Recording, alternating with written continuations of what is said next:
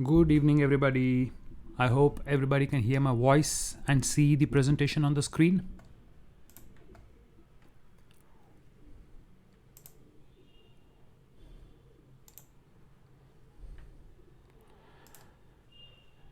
Excellent.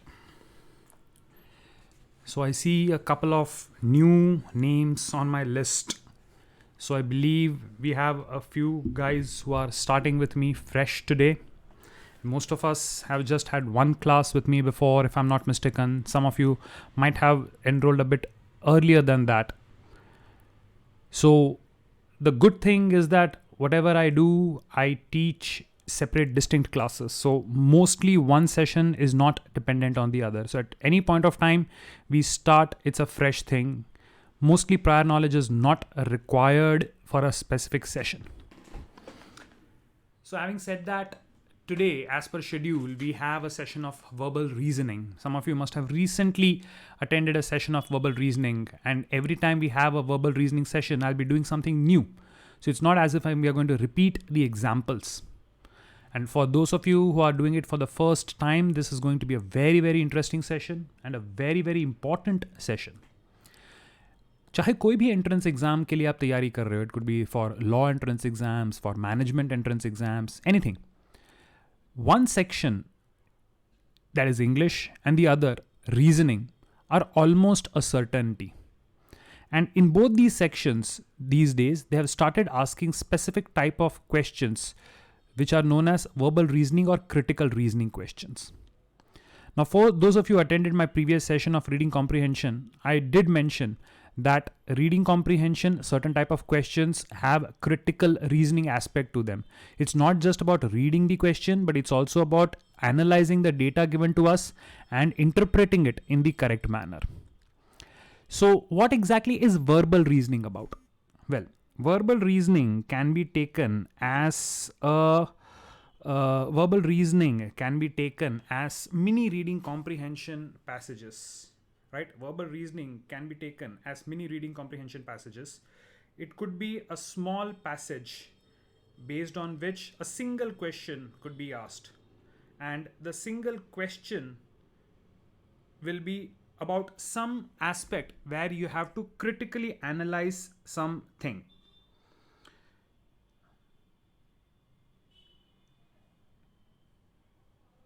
So, just give me a minute, guys. I'm distracted by something.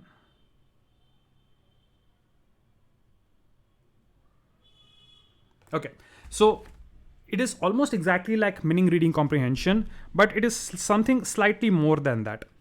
What happens is that you are given a small passage, you are given a question, you have to critically analyze what is given, what is asked, and find out the correct answer. So here we tackle things which could be like finding assumptions, finding conclusions, finding the inference from a passage, so on and so forth. And we definitely will be taking a look at these individually, right? We will be taking a look at individual things, but we will also be taking a look at how to solve passage-based questions of these type and how to solve individual sentence-based questions of these type. So before I take a look at the examples, what we are going to do right now is I'm going to tell you what should be your strategy when solving questions of reasoning, right? First, do not read the passage. First, read what is the question asked. Identify what you're expected to do in that passage. So once you know what you're supposed to do in the passage, when you read the question, when you read the passage itself, you are in the right frame of mind that what are you supposed to be doing with that passage. So now you have read the question, you have read the passage, look at all the options. It's not just enough to select the correct option, but it is also important that you eliminate the wrong ones. Now, for subjects like mathematics or GK or even analytical reasoning, there usually is just one right answer. So if you mark the right answer, automatically you know the other ones are wrong. You don't have to verify them. But for things in English and verbal reasoning, it is possible that more than one question, more than one answer option is correct, right? You might have looked at only the first option, thought that it was answering the question and marked it. But it is quite possible that one of the later options actually has a better answer to the question that is asked. So for verbal reasoning, you cannot mark the answer without verifying all the given options, right? Just like I said the same thing in reading comprehension, you should make sure that you have gone through every single option which is presented to you. You have comfortably eliminated the wrong ones. Then and only then you should be confident that whatever you are marking is the right answer.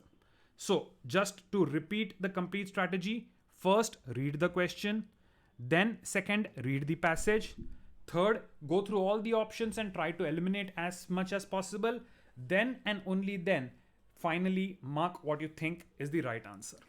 Right, I know थोड़ा theoretical है, थोड़ा boring है, but एक general idea मिल रहा है किस order में हमको क्वेश्चन सॉल्व करना है. If you get the general order, then by doing lot of examples, you will get a hang of what to expect and how to do it. But ये order सबको समझ में आया, किस order में हम questions को solve करेंगे? Are we getting it, guys?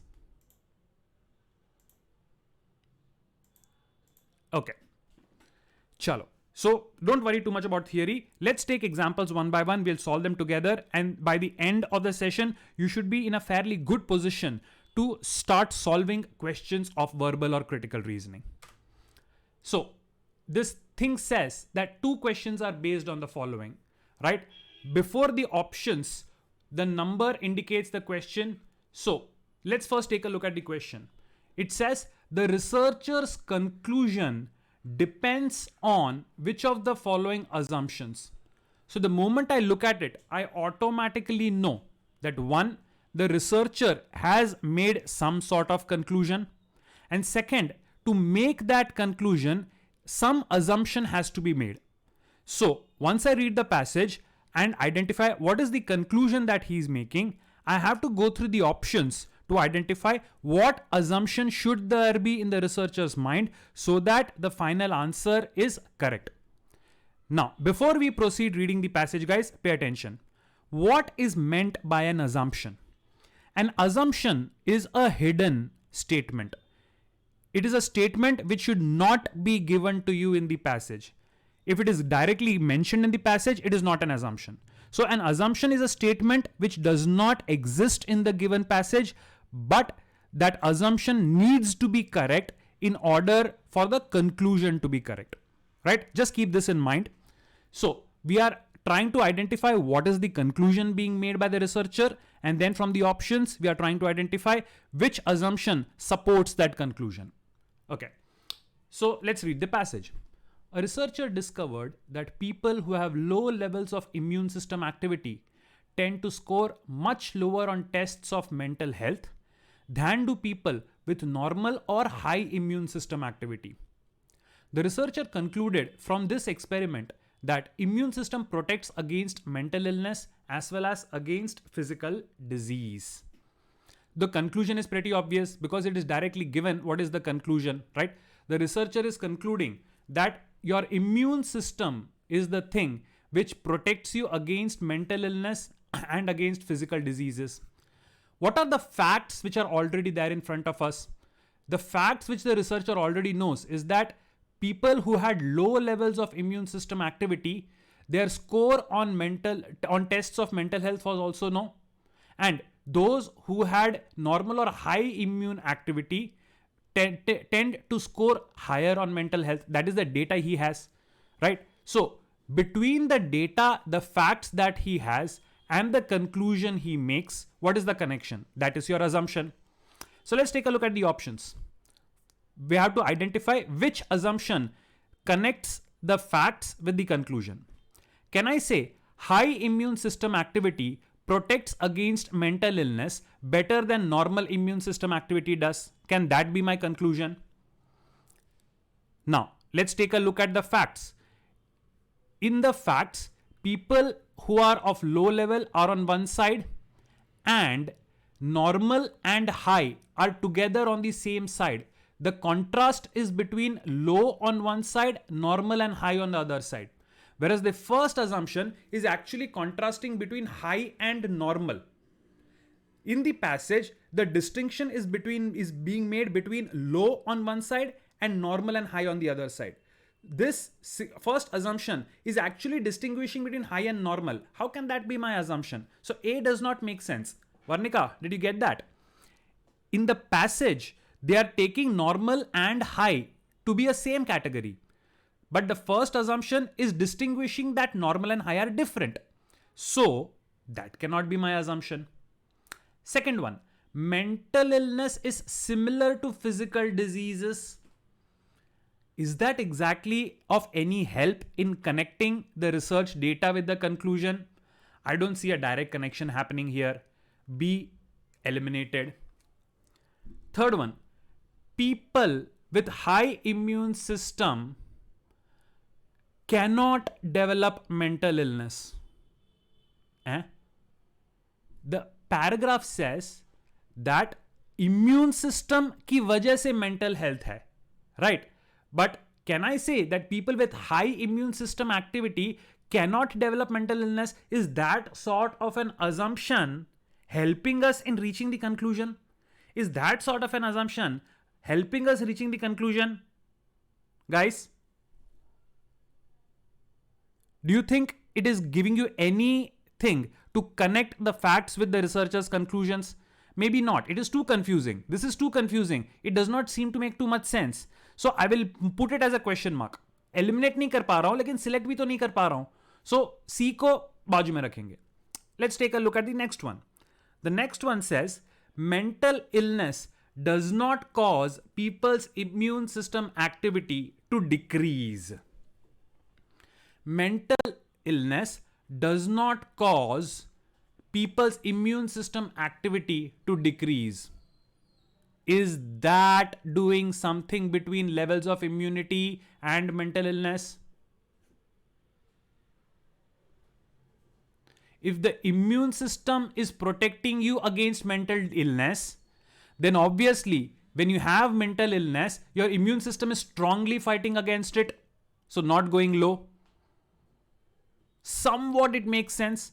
If mental illness does not cause the immunity system to fail, for it to decrease, does that not mean that immune system activity is actually protecting us against, it is working the maximum when there is some sort of mental illness? Right? It is not a great assumption, but rather it is somewhat better than the other. So I will keep this in the running, right? If E is better, I can mark that, but A, B and C से तो D better है. चलो E को देख लेते हैं. Psychological treatment of mental illness is not effective, blah blah blah. भाई psychological treatment की तो कहीं पे कोई बात नहीं हो रही है. It's directly about how the immune system works and how it is related to mental illness. Treatment, psychological treatment, it is totally out of the box. So although I cannot pick D as directly the right answer, I eliminate A, B, C and E. So ना चाहते हुए भी D is the only one which makes somewhat sense to what the researcher is trying to say. And hence I will mark D as the answer. हम साथ साथ हैं? यहां तक समझ में आया? Yes? थोड़ा टफ वाला से चालू किया है, but as and when we keep doing a couple of more examples, it will start getting easy. चलो. Now the second question is also supposedly based on the same paragraph. Question क्या है? The researcher's conclusion would be most seriously weakened if what was true. पहले में क्या करना था? Researcher के conclusion को प्रूव करना था. अब क्या करना है? ऑप्शंस में से वो आंसर सिलेक्ट करना है which will weaken the conclusion which is being made by the researcher. Researcher क्या कहता है? Immune system protects against mental illness. My answer should say that no, immune system is not protecting against mental illness or something like that, right? Because I need to weaken what he is saying. So let's take a look at the options. I'm not reading the passage because it is the exact same passage which we read for the first question, right? So first option क्या कहता है? There is a 1 year delay between completion of pilot study for experiment and initiation of the experiment itself. जो first pilot study था और actual complete experiment था, उन दोनों के बीच में 1 साल का डिफरेंस था. सो कोई लेना देना नहीं है. It is some random statement which is given because it is not doing anything to either support or weaken the conclusion. It is some random statement which has no connection to doing anything to the conclusion of the researcher. So A, totally useless option. B, people's level of immune system activity are not affected by their use of medication. भाई हमको immune system and mental health के बीच का connection तोड़ना है. यहां पे medication की बात कर रहे हैं, मेंटल इलनेस की कोई बात ही नहीं कर रहे हैं. इररेलेवेंट, बी को उड़ा दो. Third, a few people with high immune system activity had scores on the test of mental illness that were similar to the score of people who had normal immune system activity. What do you say to this? What do you say to this? Does it really help you break the argument, or what does it do? Is C useful to be? Rishikesh? Can be. Okay, again, guys, याद है पिछले question में भी हमने देखा था कि लो का एक कैटेगरी माना जाता है, नॉर्मल एंड हाई को एक कैटेगरी माना जाता है. सो अगर high and normal same category है तो ऑब्वियसली स्कोर्स सिमिलर रहेंगे ना. So how is this telling you anything about immune system and mental illness? This is only talking about the scores are similar, but were the similar scores high for both of them, were the scores low for both of them? Does it tell you that? Hriday, Rishikesh, right? ये कहता है कि A and B दोनों के scores same थे, लेकिन दोनों के हाई थे या लो थे वो कुछ भी नहीं बता रहा. So connecting that to mental illness and immune system does not help. C is out of the question. Okay, D की बात करते हैं. People who have low immune system tend to contract more viral infections than people with normal or high immune system. Okay, but ये तो researcher के conclusion को support करता है. रिसर्चर बोलता है कि immune system protects you against physical disease. So if a person has a low immune system, obviously he will get more infection. So this is supporting what the researcher has said, and I do not want support. So obviously D gets eliminated. तो अभी A B C D को eliminate कर दिया तो E को mark करके आगे बढ़े. I don't know, let's read it, जल्दबाजी नहीं करते. It says high levels of stress first cause mental illness and then cause decreased immune system activity in normal individuals. So this statement is actually telling you that it is stress which is causing mental illness. Mental illness is not caused because of high or low immune system. It is stress which is causing mental illness, and immune system decrease is a side effect of it. Immune system की वजह से mental illness नहीं हो रहा है, stress की वजह से ये दोनों एक साथ हो रहा है. So it is giving me a totally different reason for mental illness, and that goes against what the researcher was trying to prove, that it is immune system which is causing it. So this gives me an alternate thing to disprove what the researcher is saying. So I will absolutely go with E as the answer. Not only because I eliminated A, B, C and D as the options, but E actually makes a lot of sense, right? E tells me there is some other reason for mental illness, and hence what the researcher concluded was wrong. So E is my answer. हम साथ साथ हैं everyone? Yes? Excellent. Chalo. Third question. As usual, read the question first. Which of the following, if true, would most strengthen the conclusion? कुछ conclusion, it's similar to the first question, right? Conclusion को strong बनाना है. तो passage में पहले ये ढूंढेंगे conclusion है क्या. Passage. The value of a product is determined by the ratio of quality to price. Higher the value of a product, the better will be its competitive position. Therefore, increasing the quality or lowering the price of a given product will increase the likelihood that consumer will select that product rather than a competing one. Simple mathematical equation बना के अगर बताऊं, then what is value value is equal to quality divided by price. Value को increase करना है तो या तो न्यूमरेटर को इंक्रीज करो और डिनोमिनेटर को कम करो. Either way the value will increase, and if something is more valuable it will be sold better than its competitors, right? So to increase the value and the likelihood that a consumer selects it, either you increase the value by increasing quality or by decreasing price, right? Basic mathematics. Now, which option will strengthen this conclusion? Okay, it is possible to increase both the quality and price of a product without changing its competitive position. Does this strengthen the conclusion?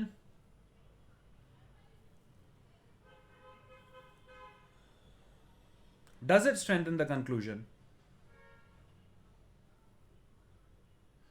Absolutely. Look at what it says. Therefore, the word therefore indicates what the conclusion is, right?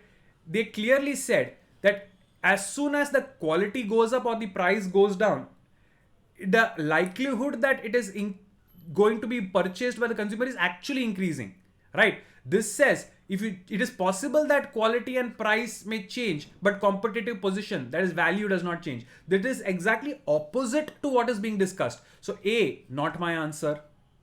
Second option, for certain segments of the population of consumers, higher priced brand of some product lines are preferred to lower priced brands. Huh? Does this really help? See, they are saying that P अगर ज़्यादा हो, P अगर ज़्यादा हो तो people prefer करेंगे. But this is opposite of what we saw in the passage. Passage में या तो Q ज़्यादा होना चाहिए या P कम होना चाहिए. By having a high price, people will actually not prefer it. So B is not my answer. Absolutely not at all. Very right. Now, competing products often try to appeal to different segments of the population of consumers. भाई साहब, पूरा passage quality, value and price, इन चीजों के बारे में बात कर रहा है. ये सडनली डिफरेंट सेगमेंट्स बीच में कहां से आ गए? Totally irrelevant argument. इसको तो लात मार के बाहर भगा दो. Next, competitive position of a product can be affected by factors like advertising and brand loyalty. Again, हम numerics like value, quality and price की बात कर रहे हैं. ये बीच में advertising and brand loyalty को कहां से लेके आ रहे हो आप? निकाल दो. So, let us now take a look at the last option. Although, because we have eliminated 4, it makes sense that E would be my answer. But still, let us take a look at it. Consumers' perception of the quality of a product are based on the actual quality of the product. Perception of quality is value. Is it based upon the actual quality? Yes, formula clearly बोलता है कि V is proportional to Q. So perception, जो consumer's perception, consumer के मन में quality is the value of the product. And it is related directly to the actual value. And that is what the entire passage was saying. So can I say that E is my answer? Absolutely. E is the answer, right? This, because the consumer's perception of the product is dependent on quality. So better the quality of the product, more likely that the consumer is going to purchase it. It is a direct correlation. Did everybody understand this?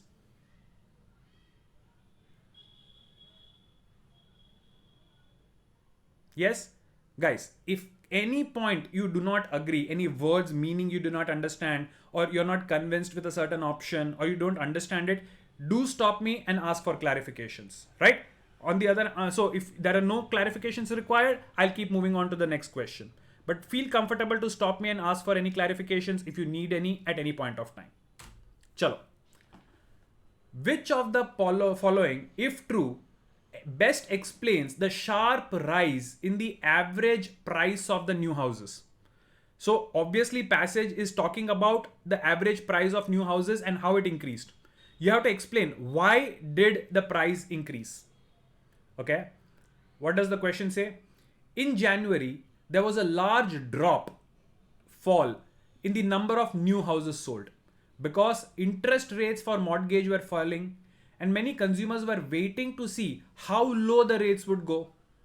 This large sales drop was accompanied by a sharp rise in the average price of new houses sold.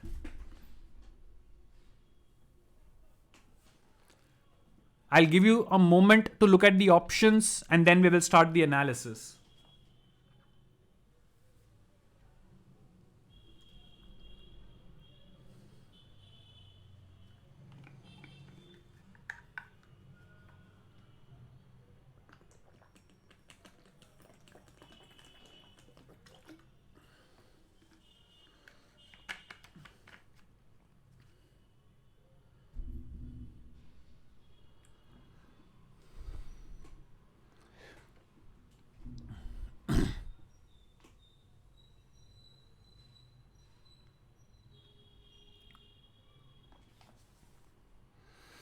Sakshi, look at the time frame.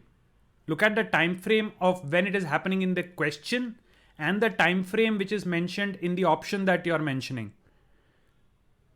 Are they matching? Jia got it right. Dhanil, the option, is it really explaining what is happening within the question? Drashya, again, look at the time frames of the question and the option that you have selected. Are they really matching? Does it really answer according to the same time frame?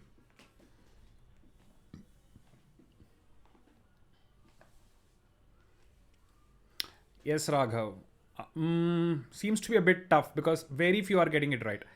Almost everybody is getting confused between the certain wrong options. Yeah, Shaurya got it.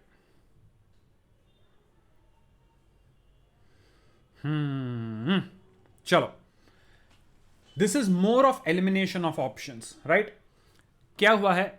जितने नए घर बिके, the number of houses was low. पिछले साल अगर 10 बिके हैं तो इस बार 10 से कम घर बिके हैं. बट स्टिल जितने भी घर बिके हैं उनकी प्राइस इंक्रीज है. Number of houses sold was low but the price पर house increased, and the word sharp means sudden. There was a sudden upward jump in the price of the products, right? Keeping these things in mind, let's take a look at the options. Okay, the sales of higher priced houses were unaffected by sales drop because their purchasers have fewer constraints limiting the total amount they pay. Now this requires a little bit of mathematics, right? Let's take numbers. Let's say the first house is worth 2 rupees. The second house is worth 10 rupees. So the first house is cheap. The second house is expensive. So the average price per house is 6 rupees. Are you with me together? Right? अब क्या हो रहा है? The number of houses being sold is less. But the expensive houses are not having a problem. That means the first house did not get sold. The second house got sold. So now what is the average price? 10 divided by 1. Now the average price becomes 10. 6 से 10 suddenly number हो गया. So if the lower priced houses are not being sold, but the higher priced houses are being sold, then even though number of houses sold is less, the average price will automatically go up. Is it mathematically making sense now? Number of houses कम है, लेकिन जो सस्ते घर हैं वो कम है. जो महंगे घर हैं वो उतने ही बिक रहे हैं. तो when I calculate the average price of all the houses sold, because I'm considering only the expensive houses, the average value of the sold houses is automatically going to be high. So A definitely makes sense, right? A could be my answer. Did everybody understand why A could be my answer? I'm going to go through the other options as well. But why I cannot eliminate A? Yes? Didn't get it? Dhanil. Okay. I'll give you an example. Let us say there are 3 houses. House 1, House 2, House 3. Right? पहले घर का cost है 2 rupees. दूसरे घर का cost है 3 rupees. तीसरे घर का कॉस्ट है 10 rupees. So, what is the average price? Average price कैसे निकालेंगे? 2 plus 3 plus 10, the whole divided by 3. So 2 plus 3, 5 plus 10, 15 by 3. The average price of houses is 5. Dhanil, यहां तक समझ में आया? यहां तक समझ में आया? ओके, नाउ पैराग्राफ में क्या कहते हैं? There is a drop in the number of new houses, यानी ये 3 में से काफी घर नहीं बिक रहे। और पहला ऑप्शन होता है sales of higher priced houses were unaffected. That means जो सस्ते घर थे वो नहीं बिके, लेकिन जो महंगा घर था वो बिक गया। सो इस सिचुएशन में एवरेज प्राइस क्या हुआ? Total 10 divided by 1, the average price was 10। यहां तक समझ में आया? Now average price went low, 10 high. So does this explain the sharp rise in the average price? कम घर बिके लेकिन फिर भी एवरेज प्राइस ज्यादा हो गया। Does this not explain the point? Raghav, धनिल, या अब समझ में आया? So even though total number of houses being sold was less, the average price went up because जो भी बिका वो महंगा था। The low priced ones did not affect the outcome. Raghav, did you get that? Dhanil has got it. Raghav, did you get it? Let us say that, see, okay. Raghav, do you follow cricket? Do you follow cricket? Okay. Let's assume that there are 10 players, out of which 5 are bowlers and 5 are batsmen. Now, if I calculate the average runs made by all the players, तो average runs पूरी team का ज्यादा होगा या सिर्फ 5 batsman का ज्यादा होगा? पूरी टीम का एवरेज स्कोर ज्यादा होगा। एवरेज स्कोर की बात कर रहा हूं, टोटल की बात नहीं कर रहा हूं, राइट? 5 बैट्समैन का स्कोर ज्यादा क्यों होगा? 5 बैट्समैन का एवरेज ज्यादा क्यों होगा? Because the bowlers don't score many runs, so they bring down the average. But when you're considering only the batsmen, their individual scores are high, so less number of players, but all of them giving high scores, so average improves. Exactly. Denominator is less and numerator is of high numbers. Right? 1 plus 1 divided by 2, 1 plus 10 divided by 2 is only 5.5. But 10 divided by 1, I eliminated one of the numbers, I kept the larger number. So ये overall average बड़ा कर देता है. I kept only large numbers in the numerator and I reduced the denominator. So overall average number becomes high. Did you get that? So now do you understand how the first option itself explains less number of houses still can have a higher price overall? Okay. Now quickly let's go to the other options. Labor agreement of builders with construction unions are not due to a by builder labor union agreement. इसमें price का क्या लेना देना है? It does not tell me anything why the houses on an average are having a high price. So B is useless. The price of new houses have been rising slow. इसके आगे पढ़ूंगा ही नहीं because I have to justify why they are sharply rising.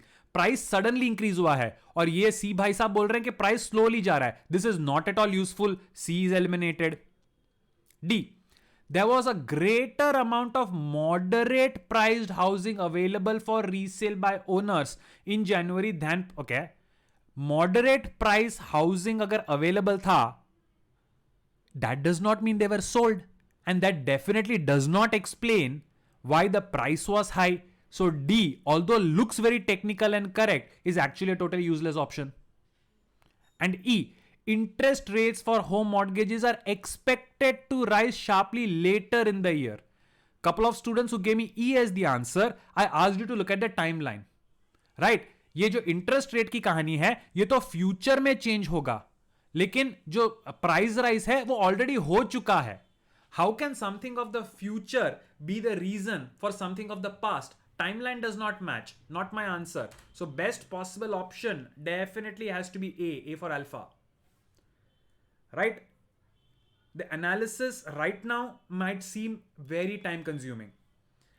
But once you have enough amount of practice in the exam, टक टक टक 5-5 second में आप एक एक लाइन को पढ़ के ऑटोमेटिकली दिमाग में एनालिसिस करना चालू करोगे. It only takes a lot of practice. So guys, don't worry. We will do it slowly, but we will do it steadily. Remember all the different types of arguments I use to select or eliminate options. And over a period of time, you will also start applying it yourself and your speed will go very high. Are we together so far? Did you understand this one? बढ़िया छे. Chalo. Next.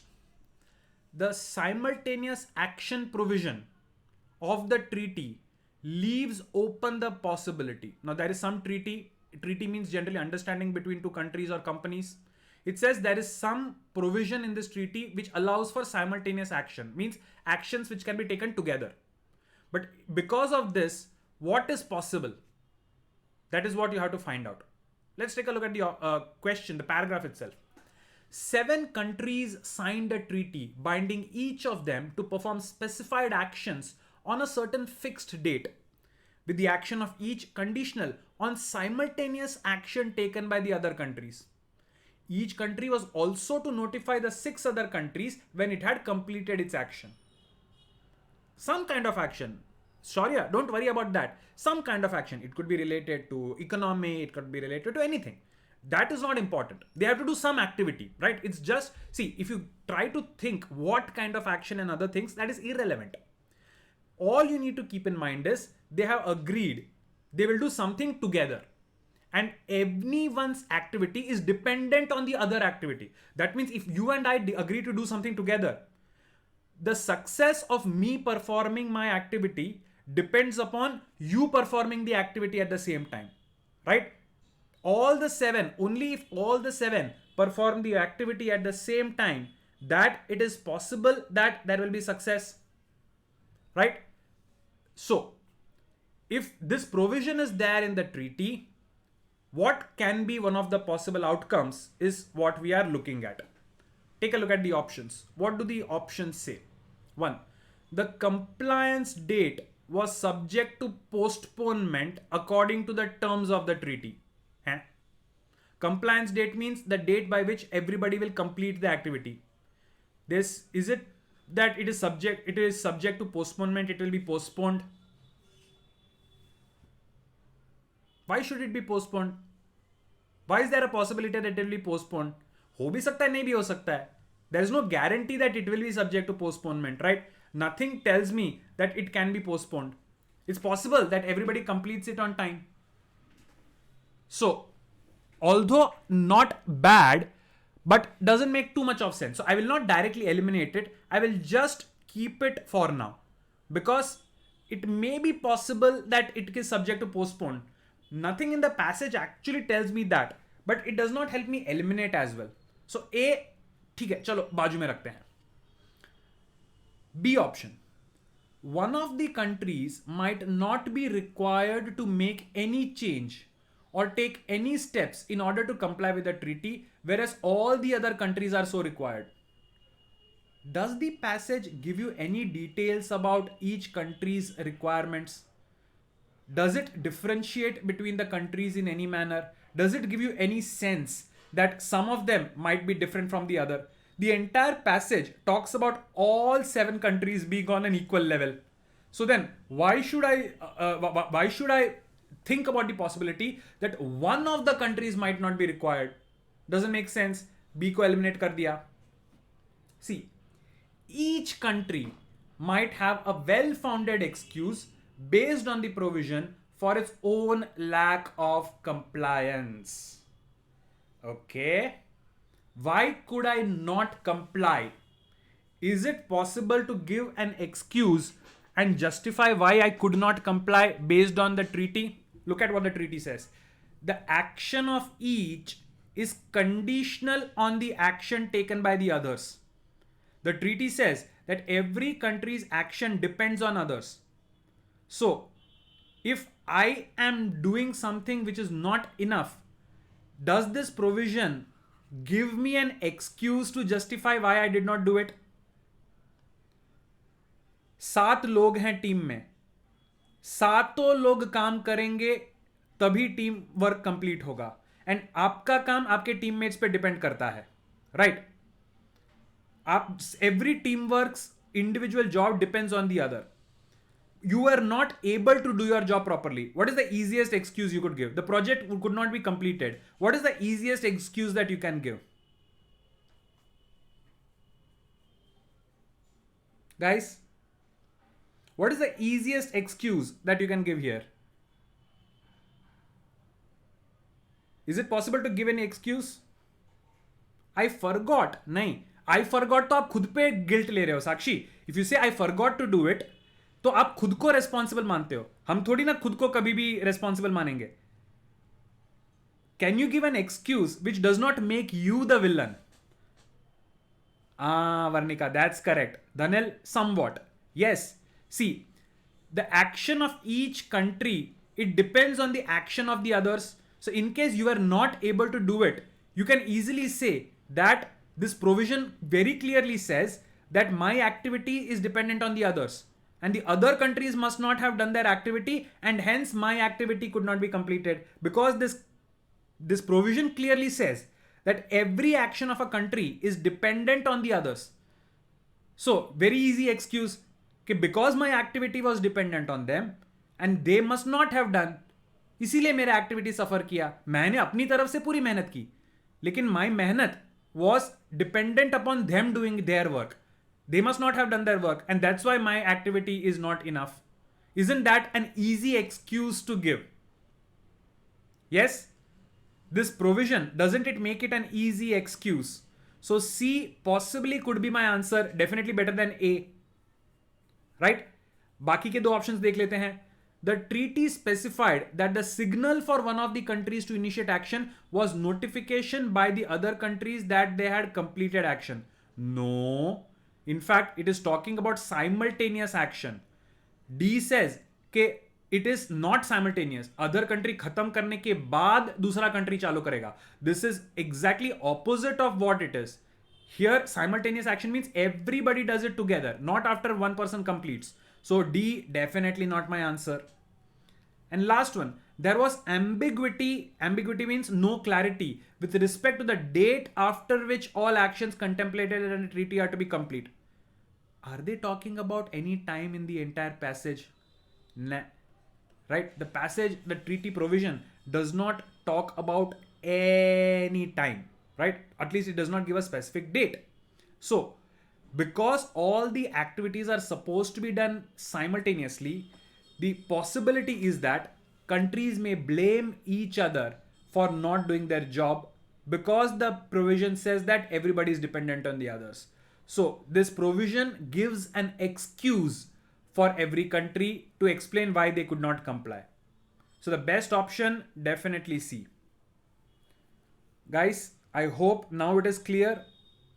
If the treaty itself has a condition that everybody's activity is dependent on the others, तो ये तो खुल्लम खुल्ला एक excuse मिल गया उनको एक डायरेक्ट एक्सक्यूज मिल गया कि मेरा काम अच्छे से नहीं हुआ क्योंकि दूसरों ने काम नहीं किया. Right? So there's a possibility that everybody will blame others for their own non-compliance. So this provision gives you a well-made, ready-made excuse for that. So आपने अपना काम ढंग से किया भी नहीं, लेकिन खुद पे ब्लेम लिया भी नहीं, दूसरों को ब्लेम कर दिया कि दूसरों ने नहीं किया, मैंने तो अच्छे से किया था, लेकिन क्योंकि it was dependent on the others, they did not do it, so my work was useless. Good, Rishikesh. Did the others understand this? This is critical reasoning. You have to think. But with a little bit of practice, you will start getting it quickly. Right? By the end of today's session, you should get a good hang. And believe me, I'm going to do multiple sessions of verbal reasoning. This is one of those topics which I'll keep doing again and again and again with new examples. But most of the other theory sessions will be not very repetitive. But verbal reasoning ke to main multiple examples karvaunga. Yes, Rishikesh, very correct. It requires a lot of focus. Absolutely. But they do want students to focus, right? And here I'm explaining it orally, and that's why, and most of you are doing it for the first time. So it takes time. But once you start doing it on your own, believe me, and it is assumed that in such questions, 60 to 70% accuracy is actually a very good level of accuracy, right? Maths में हम 100 out of 100 की बात करते हैं. Reasoning GK में भी कभी कभी 100 out of 100 की बात करेंगे. लेकिन verbal reasoning is a tricky topic. Here, even if you manage to get 60 to 70% accuracy, it is considered to be a very good score. So don't be too worried about it. It is very much possible to get all the answers correct, but a good student can easily score 70% and consider it good enough. Chalo, moving on. Next one. Which of the following, if true, would explain the discrepancy described above? Do you understand the meaning of the word discrepancy? Discrepancy का मतलब क्या है?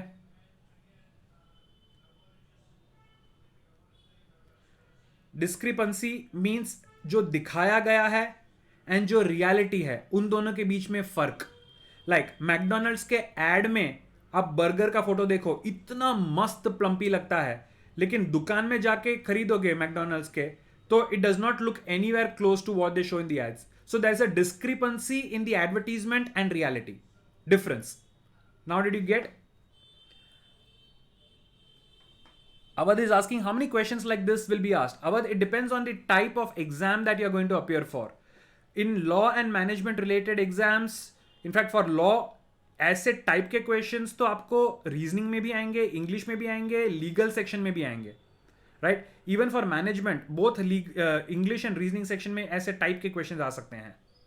So this has a huge weightage. 5 साल पहले this was a minor section, कुछ ही questions आते थे, but since the past 4 to 5 years such questions have become very very common in exams. So option में तो बिल्कुल जाने नहीं दे सकते. And believe me, with enough practice, this becomes a very, very common type of question to answer. It is easy, you just need to practice. ठीक है? चलो, discrepancy समझ में आ गया. जो होना चाहिए and जो है उनके बीच में फर्क, that is discrepancy, the difference. Okay. A milepost. Milepost is if you go on the highway, you see that white and yellow colored stones जिसपे distance लिखा होता है. In India also, Ahmedabad city 25 kilometers, Mumbai city 550 kilometers. Right, highway पे जो पत्थर होते हैं जहां पे द डिस्टेंस लिखा होता है, और आजकल तो हाईवेज पे they even have that blue or green colour boards on which the distance, right, milestones, exactly. So mile posts are those green blue boards on which the distance to some place is given. So a mile post on the towpath read 21 on the side facing the hiker as she approached it and 23 on its back. She reasoned that the next milepost forward on the path would indicate that she was halfway between one end of the path and the other. However, the milepost 1 mile further on read 20 facing her and 24 behind her. उसको लगा कि जहां पे 21 23 है उसके आगे में जाऊंगी तो दोनों पे 22 होगा, बट इन रियलिटी जो अगला माइल पोस्ट था उसमें 20 and 24 निकला. ऐसा क्यों है? ये गड़बड़ क्यों हुआ?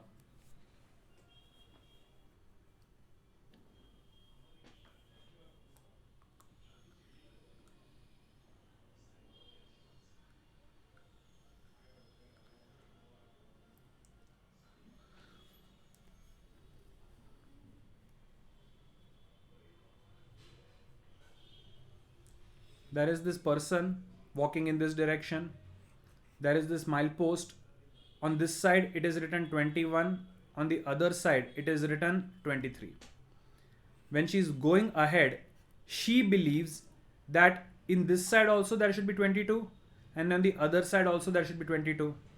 But in reality, this side shows 20 and the other side shows 24. Why? Varnika and Rishikesh got it.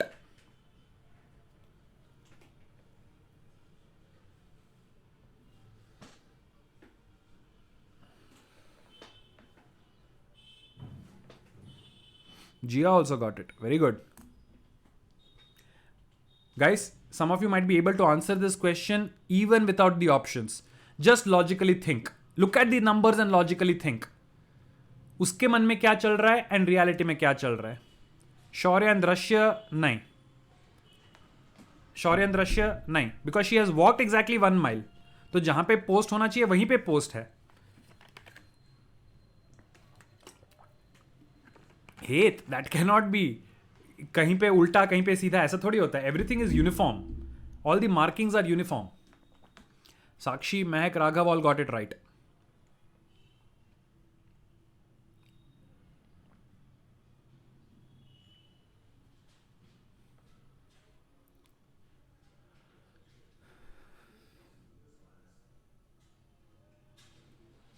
चलो गाइस, इसमें ऑप्शंस को हम ज्यादा नहीं देखेंगे. Let's first take a look at the situation.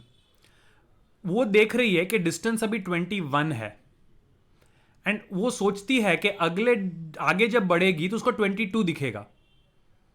21 के बाद 22 कब दिखेगा? If now she is standing at 21 kilometres and when she is moving ahead, she is now 22 kilometers away, then what are these numbers indicating? If 21 के बाद 22 दिखेगा, that means this is the distance from the starting point. अगर आप starting point से distance calculate करोगे तो that will keep on increasing. Correct? तो उसके मन में क्या है कि जो milestone पे लिखा है that is indicating how far she is from the beginning. Reality क्या है?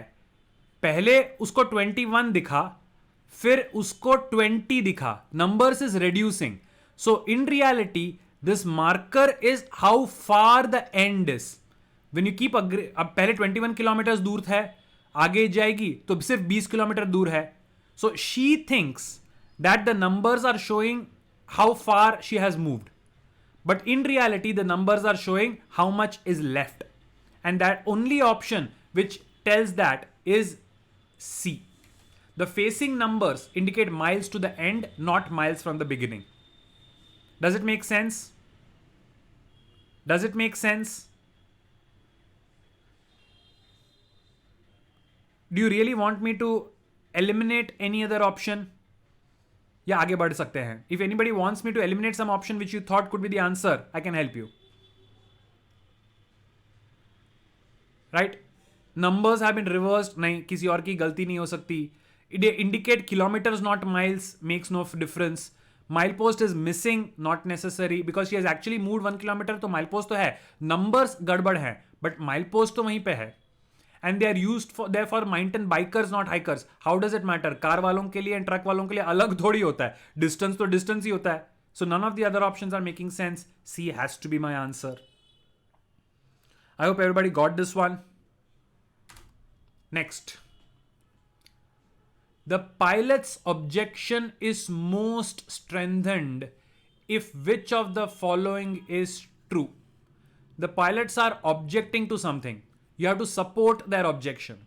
I'll give you about a minute to read the question and the options, and then we will discuss it.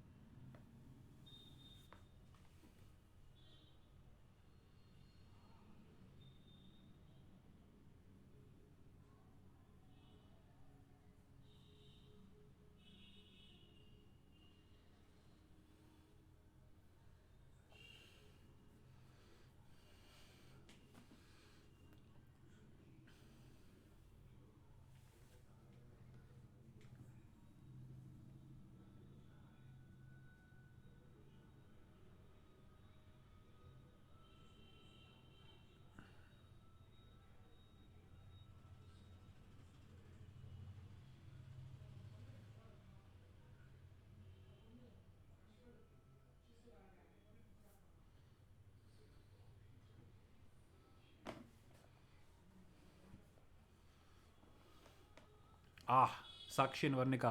Very good. You got it.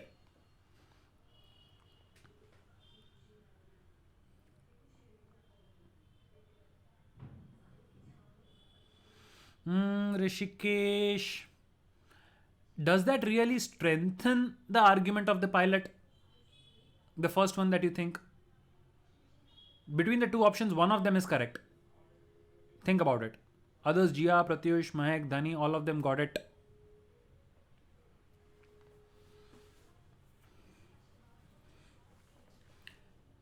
Even in this question, even without the options, just by reading the passage and the question that is asked, I can actually make a good guess of what should be the answer.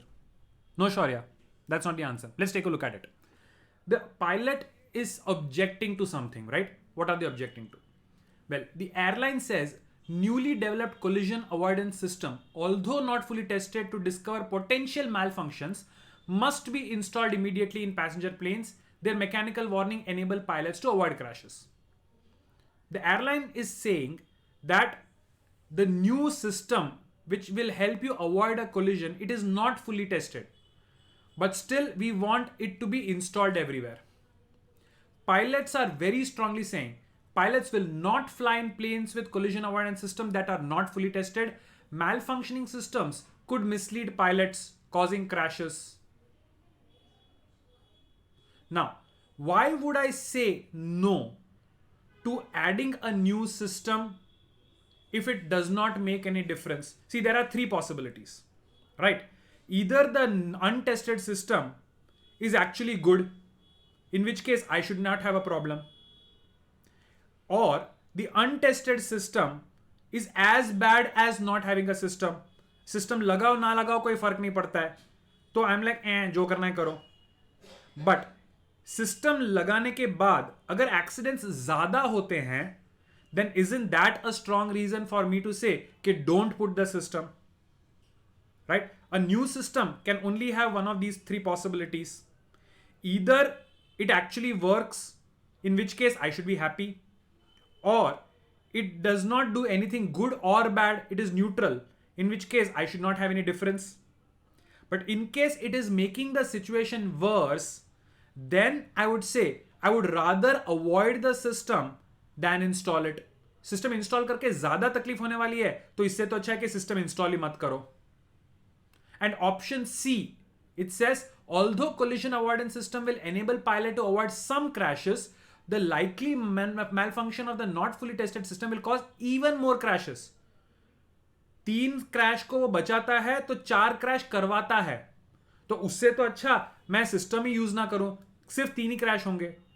System use करने के वजह से 3 crashes बंद हो गए, लेकिन 4 नए crash हुए, तो सिस्टम ने मेरा नुकसान किया. So the best possible option is definitely C in this case, right?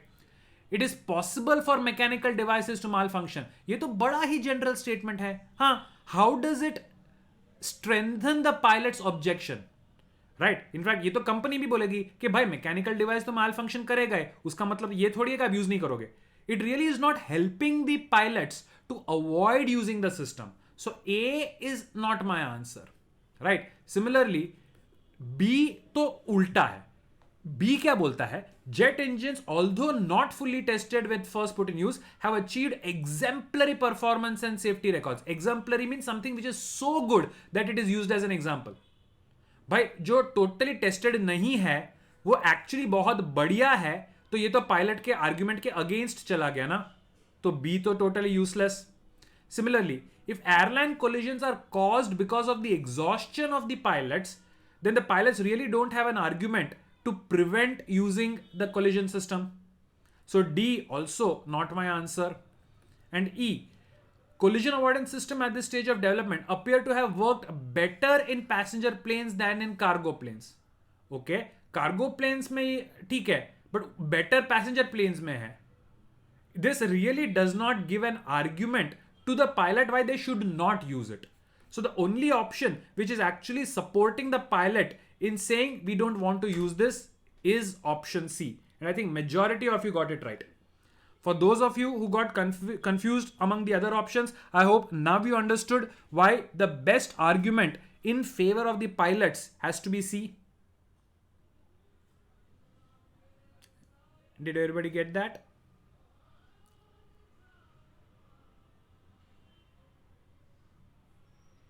Okay, very good. Chalo. Moving on then. Which of the following investigation is most likely to yield significant information that would help to evaluate the researcher's hypothesis? The researcher is making some hypothesis. He's guessing something, right? Whatever he's guessing, you have to check okay, which of the options, if you do, then it will support what he's trying to prove. Read the passage options. I'll give you about a minute and then we'll take a look at the analysis.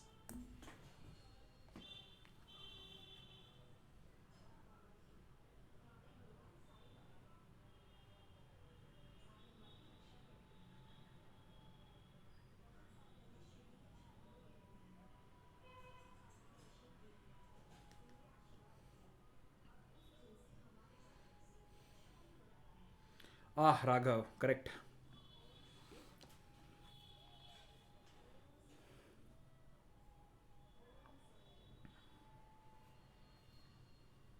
Yes, Jia.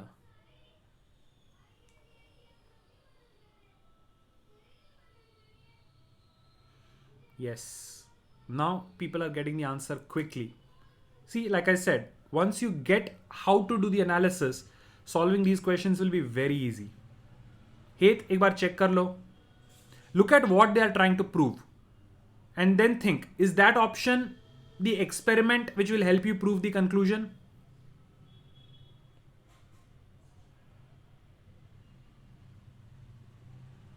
Everybody else is getting the right answer.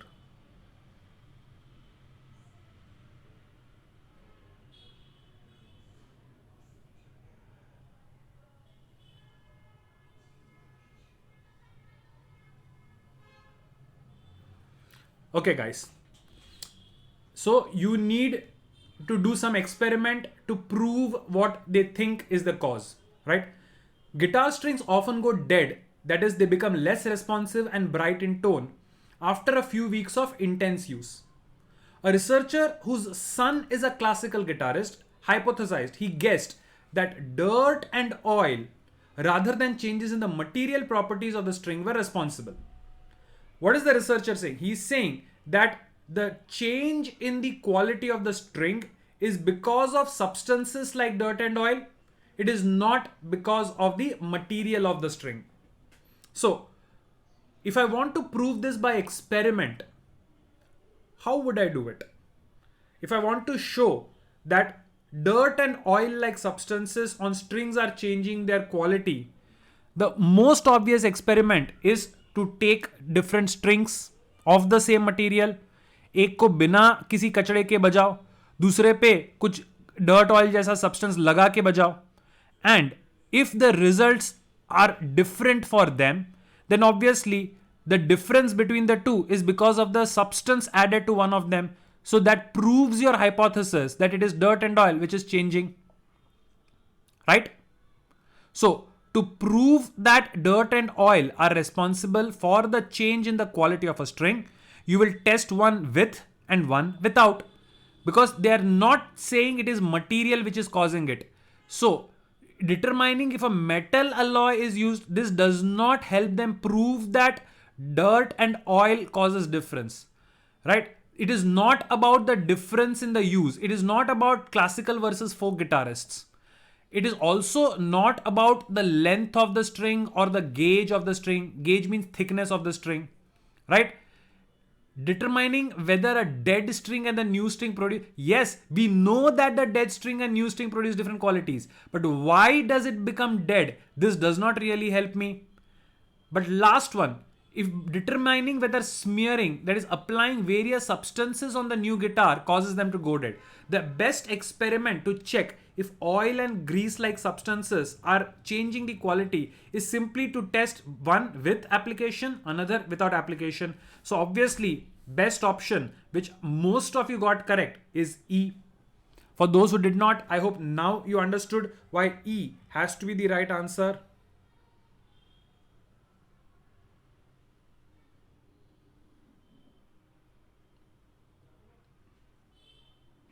Guys, did we understand why E definitely is the right answer? Pretty simple once you go through the analysis, right? Are we together? Yes? Okay, moving on. Next one. Which of the following, if true, casts most doubt on the claim that most consumers get little use of the sports equipment that they purchase? What are they saying? They're saying that consumers purchase sports equipment but don't use it. They're not able to use it much. From the options, you have to select one which puts a doubt over this. Whatever consumers are saying that we are not able to use it much, you have to say, nahin, this is not true. Go for it.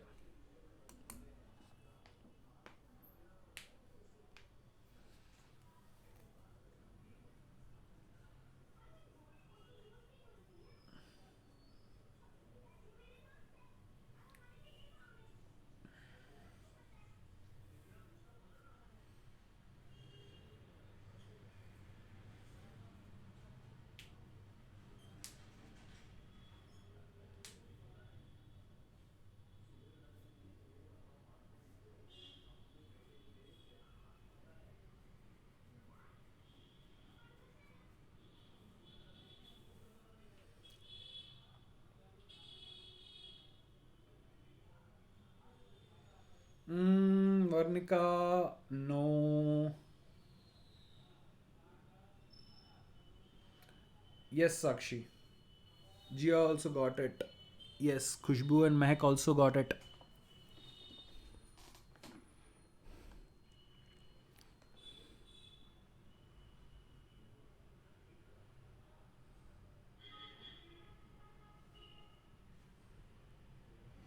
Yes, Dhanal, Heth, right.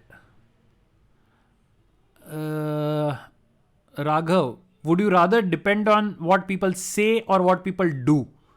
Which one is better? What people say or what they actually do? Drashya is correct. Ishanya, no.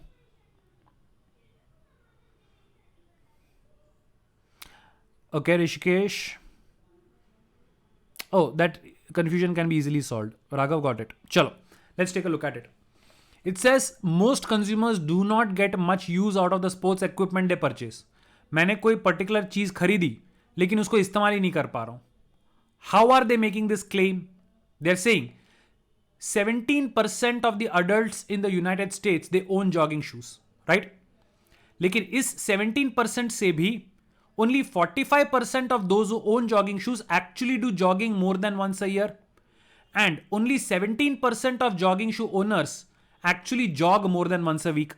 So obviously the data clearly shows that jogging shoes का इस्तेमाल ही नहीं हो रहा है, right? जितने भी लोग हैं जिनके पास जॉगिंग शूज है उसमें से सिर्फ 45% लोग साल में एक बार जॉगिंग करते हैं. यानी कि वो कह रहे हैं कि दिस प्रूव्स दैट साल में एक ही बार जूता इस्तेमाल होता है. दे से 17% एक हफ्ते में एक बार से ज्यादा जॉगिंग करते हैं. सो सिर्फ 17% ऐसे लोग हैं who use those jogging shoes at least more than once a week. You have to prove this is wrong. Because I'm not jogging, does that mean I'm not using my jogging shoes? Once you answer that question, the option is pretty simple. Is it right to say that I have no use for jogging shoes if I don't jog? If I use jogging shoes only for jogging, then obviously if I don't jog, then it is useless. But what if I use them for other purposes? I don't jog, but I definitely use them in my day-to-day activities. मैं घर से बाहर निकलता हूं, रास्ते में चलता हूं, तो भी मैं jogging shoes पहनता हूं. So although I'm not jogging a lot, my shoes are not useless. I'm using them for other purposes. So doesn't that doubt the claim that consumers are getting little use out of the equipment? They are not getting the exact intended use of the equipment, but the equipment is not lying totally useless. And how will that happen? If they are using it for other purposes. So option C, it says that many consumers purchase jogging shoes for use in activities other than jogging.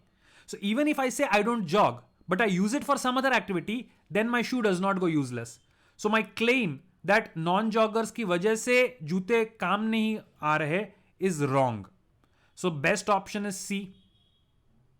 Kunika, Rishikesh, I hope now that clearly explains, right? E को देखें, joggers who jog more than 1 week are active participants in other sports. This does not tell me anything about the use of jogging shoes. Jogger क्या करता है वो बताते हैं, but इसमें जूते बीच में कहां पे आते हैं उसका कोई लेना देना नहीं है. So E is irrelevant. I hope everybody else also got it. If you want me to explain any of the other options, I'll do so, else I can move ahead.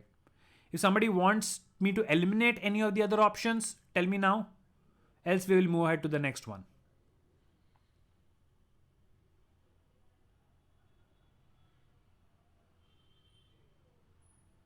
No? Okay, chalo. Excellent.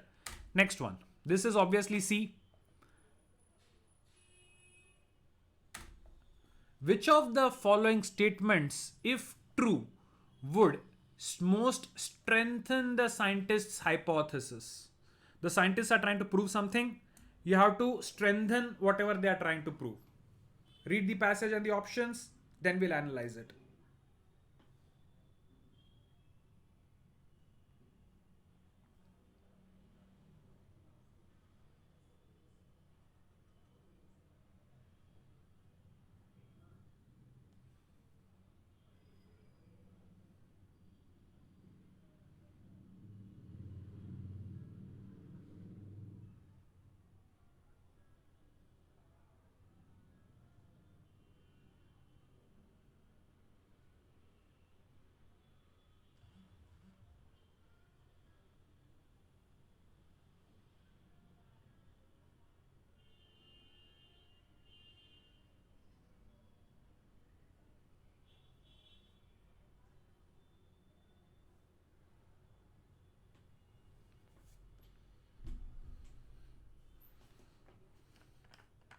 That's correct, Jia.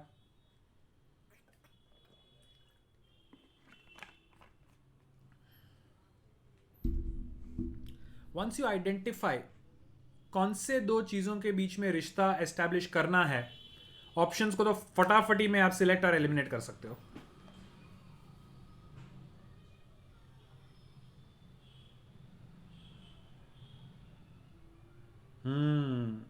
Everybody is getting it now. Very good. Mahek, not exactly. Mahek, you don't have to give alternate explanations. You have to support what the scientists are trying to prove. What exactly are the scientists trying to prove? First, look at that.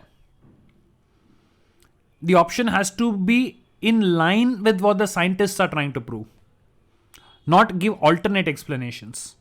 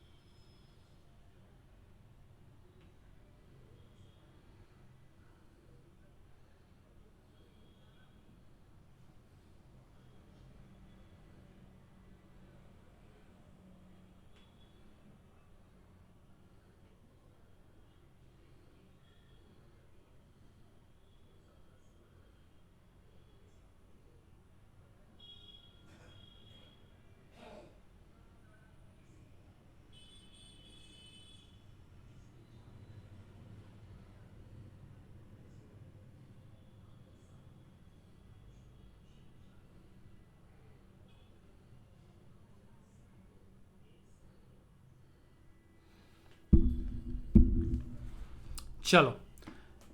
What exactly is the passage about? The passage says 2 decades after the Emerald River Dam was built, none of the 8 fish species native, local to the Emerald River was still reproducing adequately in the river below the dam.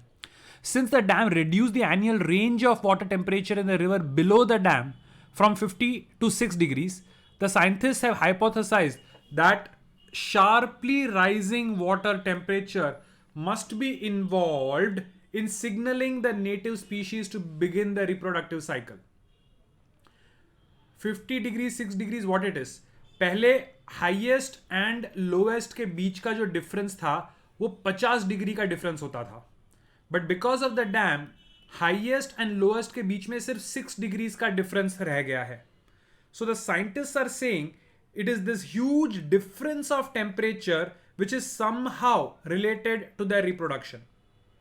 Right? So, what are we supposed to establish? We are supposed to establish how is temperature, or rather the large range of temperature related to reproductive cycle. उनके बीच का connection अगर मिल जाए तो scientist का hypothesis support हो जाएगा. Let's take the first option. The native fish species were still able to reproduce only in side streams of the river below the dam, where the annual temperature remains approximately 50. अरे वाह, जो dam के नीचे areas जहां पे 6 degrees का है वहां पे प्रोडक्टिविटी कम हो गई है, लेकिन साइड स्ट्रीम में जहां पे अभी भी 50 डिग्रीज है वहां पे प्रोडक्शन अभी भी चालू है. Does this tell me that there is a connection between temperature range and productivity? Most probably yes. This does give me some sort of link between them, so I cannot eliminate it. I will keep it on one side. Let's take a look at the second one. Before the dam was built, the Emerald River annually overflowed its banks, creating backwaters that were critical breeding area for native species of fish. Now some of you might be tempted to mark this as the answer because this somewhat gives you an alternate theory. But question में वो नहीं पूछा. Question में you have supposed to find the connection between temperature and reproductive cycle. The scientists are trying to establish that temperature and reproductive cycle are connected, and B does not support that. Right? B does not have anything to support the relation between temperature and reproductive cycle. Not my answer. C, again very tempting. The lowest recorded temperature was 34. Lowest recorded temperature after the dam 43. Temperature mention किया है but ये individual temperature points mention किए हैं. It does not talk about highest and lowest के बीच का range. So here there is no connection between the range of temperature and reproductivity. Not my answer. Similarly, D, non-native species of fish, blah blah blah blah blah, no mention of any temperature range. E, 5 of the fish species native, blah blah blah blah, again no mention of any temperature range. So these do not help the scientists in any way in establishing a relationship between temperature range and productivity. So the best possible option which can support the hypothesis of the scientists definitely has to be A. Pratyush, Khushbu, did we understand why B cannot be my answer? B gives you an alternate explanation, but the questioner is not asking you to provide alternate explanation. He's asking you to support the explanation of the scientists, and B does not do that. A is the one which does that. So you have to be very careful. Sometimes the options might be misleading. अगर हमने question ध्यान से नहीं पढ़ा होता तो B seems like a great option. क्यों? Because that explains something. But that is not what the question is. Question is you have to support the hypothesis that temperature range affects reproductive cycle. And that definitely is A. Excellent. Chalo. Next one. Which of the following is most likely like the argument above in the logical structure? Now guys, pay attention. This is a different type of question. Yahan pe there is no connection in the data of the passage and the options. नहीं, इसमें content जो है वो useful नहीं है. आपको style पे ध्यान देना है. पैसेज जिस स्टाइल में इंफॉर्मेशन प्रेजेंट कर रहा है वही स्टाइल कौन सा ऑप्शन फॉलो कर रहा है. That means the content will be totally different, but the manner, the logical structure of the statements as given in the question is repeated in the structure of which of the options is what you're looking for. So read it, analyze it, and then we will discuss.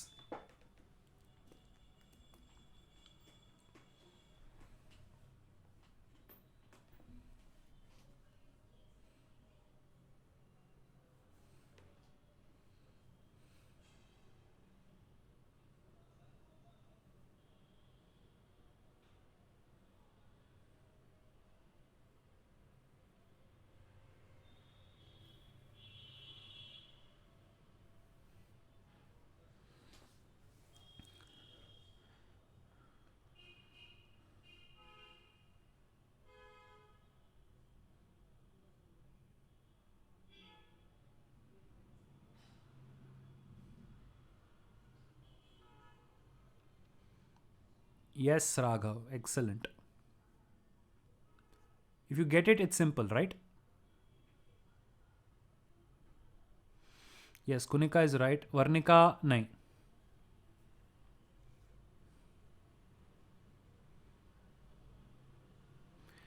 Heth also got it. Sakshi, no. Jia, yes.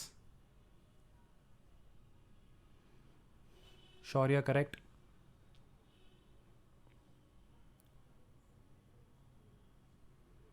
Drashya, no.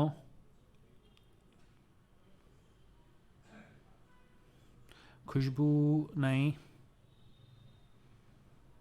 Guys, structure को देखो. Passage क्या बोलता है? It is true that it is against international law to sell plutonium to countries that do not yet have nuclear weapons. But if United States company do not do so, companies in other countries will. So structure क्या है? Structure is very simple. It simply says that X is illegal, but if A does not do it, then somebody else will. एक particular चीज को करना कानून के खिलाफ है, लेकिन अगर एक बंदा नहीं करता तो दूसरा बंदा कर लेगा. That's the argument. Which of the options follows that? A says it is true that it is against police department policy to negotiate with kidnappers. But if the police wants to prevent loss of life, they must negotiate. Does it follow the structure given in the statement? एक नहीं करेगा तो दूसरा करेगा. Is this the argument that this later half of this statement does? ये कह रहा है कि पुलिस वालों को करना ही चाहिए. इट इज नॉट सेइंग कि अगर पुलिस वाले नहीं करेंगे तो कोई और करेगा. So A is definitely not my answer. Second, it is true that is illegal to refuse to register for military service, but there is a long tradition in US of conscientious objection to serving in the armed force. ये तो कह रहा है कि कोई चीज illegal है लेकिन बरसों से लोग करते आ रहे हैं. Again it does not follow the pattern कि एक नहीं करेगा तो दूसरा करेगा. So B is not my answer. C, it is true that it is illegal for government official to participate in a transaction in which there is apparent conflict of interest. But if the facts are examined carefully, it will clearly be seen that there was no conflict of interest in this case. है? Again, it does not follow the pattern कि एक नहीं तो दूसरा करेगा. गलत. D, it is true that it is against the law to burglarize people home, but somebody else certainly would have burglarized that house if the defendant had not done so first. Burglarize यानी चोरी, घर में डाका चोरी करना. चोरी करना illegal है, लेकिन अगर डिफेंडेंट ने पहले नहीं किया होता तो किसी और ने किया होता. This is exactly the same argument in the passage. Just for the sake of completion, let's take a look at the last option. It is true that company policy forbids supervisor to fire employees without two written warning, but there have been many supervisors who have disobeyed. Nothing to do. So clearly, the pattern is followed by option D. X is illegal, लेकिन अगर A नहीं करता तो B करेगा. That pattern in the question is repeated in D. So that is my correct option. Are we together on this?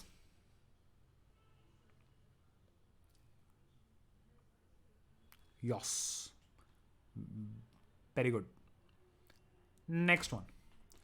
Which of the following is an assumption that supports drawing the conclusion above from the reason given for that conclusion? Passage के अंदर कुछ conclude किया है, उस conclusion को support करता हुआ option assumption कौन सा है? Take a look at it.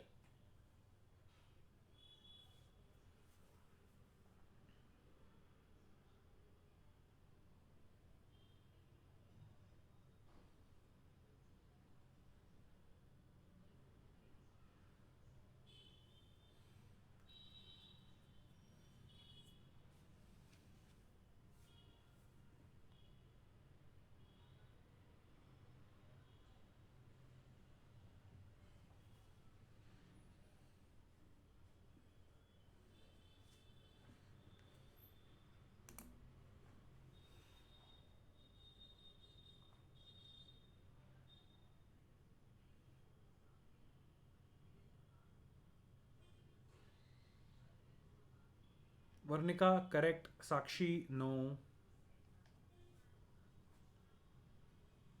What is the conclusion? First look at that and conclusion को सपोर्ट करता हुआ ऑप्शन आपको ढूंढना है.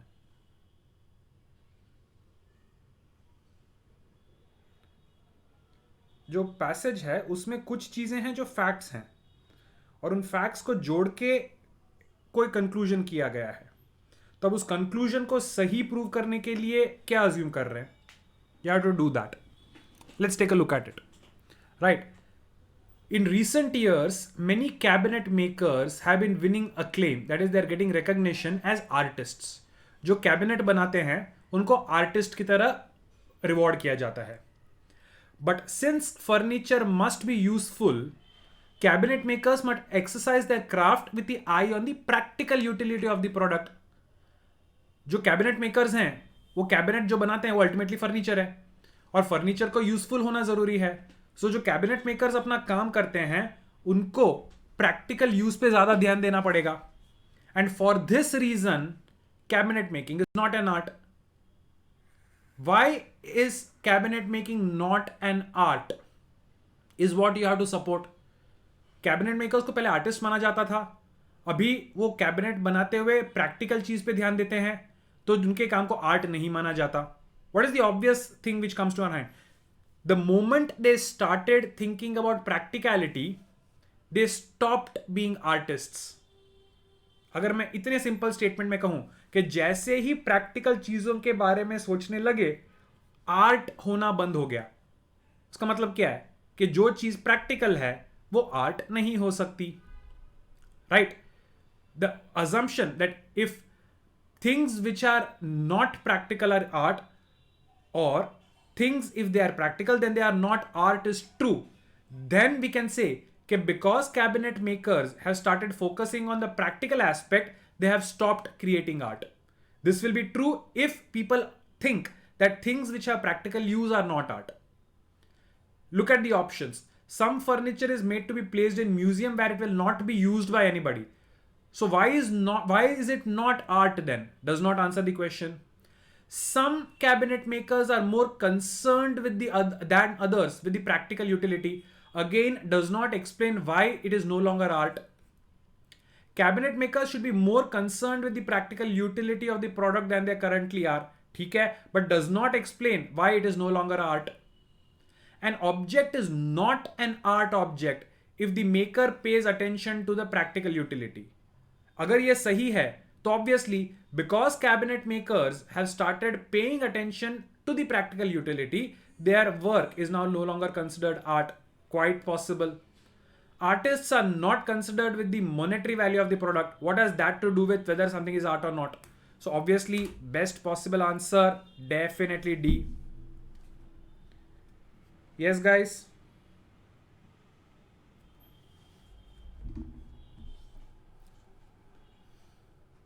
So the moment you get the conclusion, they stopped being practical, so their work stopped being art. I mean, they started being practical, so their work was no longer art. The first thing which comes to my mind is practical चालू हो गया तो art होना बंद हो गया. उसका मतलब है जो practical है वो art नहीं हो सकता. As simple as that. Once you establish that link, choosing the right option is extremely easy. चलो, next one. Which of the following must be studied in order to evaluate the argument presented above? There is some argument which is being done, some argument which is given, but to support that the argument is correct, what do you need to study?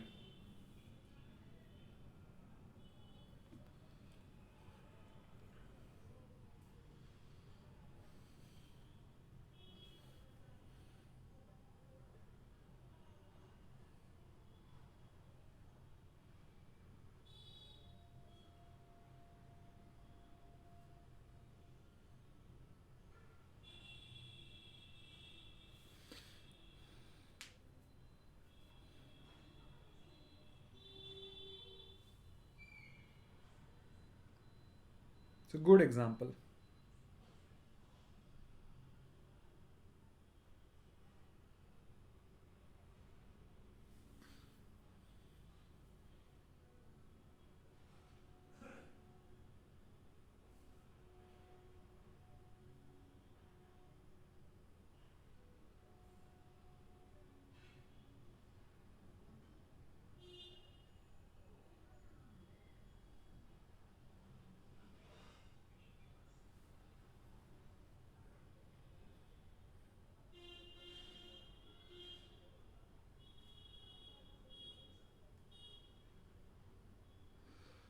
Yes, Khushi.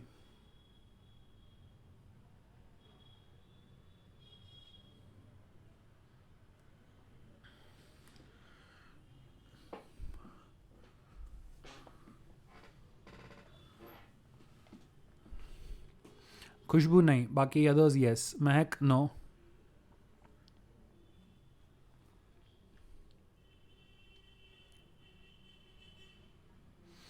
Hate no.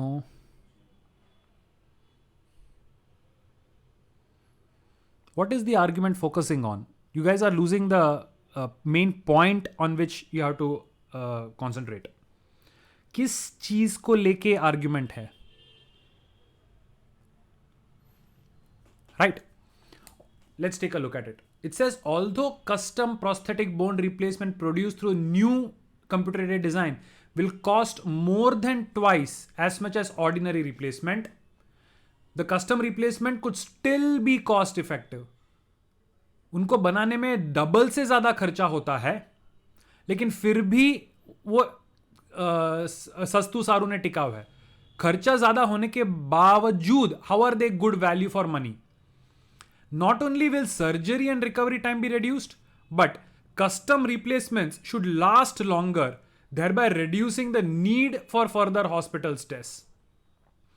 They are saying if the cost of ordinary replacement is, let us say, 10 rupees, then custom prosthetic bone replacement is more than double. Let's assume 25 rupees. Right? So 10 rupees is sasta, 25 rupees is mehenga. So how can we say that 25 rupees is actually better than 10? Supposing you have to spend 10 rupees every year, तो total खर्चा हो गया 30. लेकिन जो 25 है वो 3 साल तक ऐसे का ऐसा चलता है, तो 25 ऑटोमेटिकली सस्ता हो गया. जो पहली बार महंगा है उसका लाइफ टाइम अगर ज्यादा है, then in the long run, it is definitely going to be good value for money. In fact, that is the argument given by people for purchasing brand product. आपके पास दो शर्ट्स हैं, एक 500 रुपए का shirt है, एक 1000 रुपए का शर्ट है. जो 500 रुपए का शर्ट है वो सिर्फ 6 महीने चलता है, जो 1000 रुपए का शर्ट है वो 2 साल चलता है. So the 6 month 500 का shirt, in 2 years you will end up spending 2000 rupees. But the 1000 rupees shirt, it will last and the total kharcha is only 1000. So in the long run, even though the initial expense is high, it is still cost effective. Keeping that in mind, let's evaluate the amount of time a patient spends in surgery versus the amount of time spent in recovering. इसमें price का कोई लेना देना नहीं है. Not my answer. The amount by which cost of producing custom replacements has declined with the introduction of the new technique for producing them. Bhai, I do not want to say that custom replacement has become cheap. I want to prove that even though manufacturing is costly, it is still cost effective than ordinary. यहां तो directly वो बोल रहा है कि वो cheap हो गया है. I am not concerned with it is becoming cheap. I know it is expensive, but still, how is it better? How is it better value for money? So B is not my answer. C, the degree to which the use of custom replacement is likely to reduce the need for repeat surgery when compared with the use of ordinary replacement. If you study, how many times do I need to do surgery for custom replacement?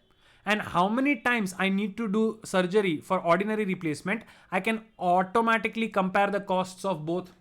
Studying this will actually help me compare the cost associated with both.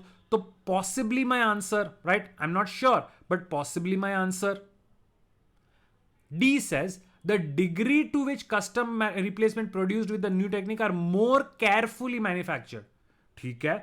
Even if it is carefully manufactured, it does not tell me why it is cheap in the long run. Eliminated.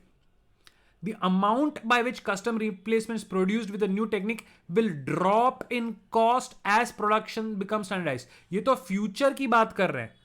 I need to say even today why it is better to use custom, right? And I don't want to think how reduction in the cost of custom is going to help me. I want to prove even when the custom job is expensive, it is still cost effective compared to ordinary.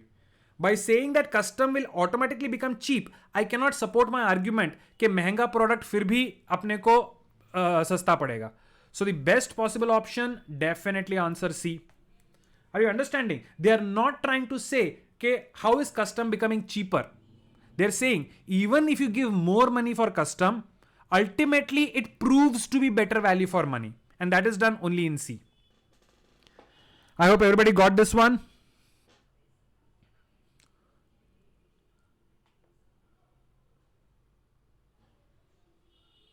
Got it? Okay, brilliant. Moving ahead. Next one. Which of the following, if true, forms the best basis for at least a partial explanation of the patterned extinction revealed by the fossil record? Fossil record is showing something. It shows how extinction is in a pattern. You have to prove how this happens. Take a look at the options, take a look at the passage and then the options, and then let's discuss.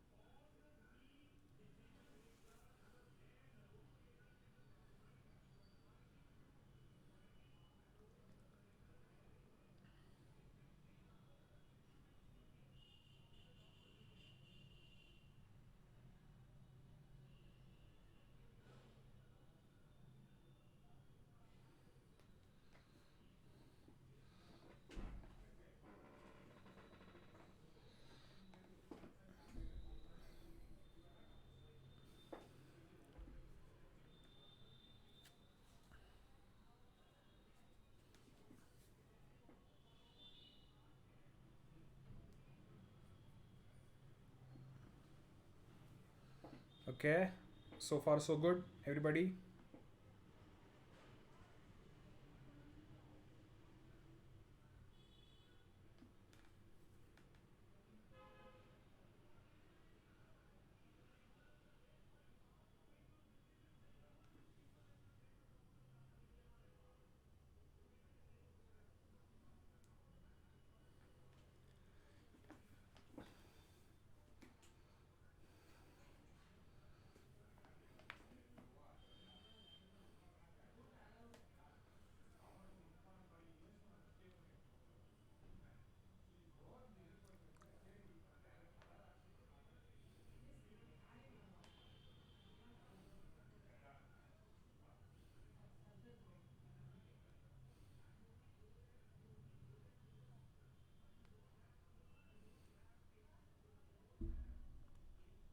I'm getting all different sorts of answers in this. थोड़ा confusing है. I agree.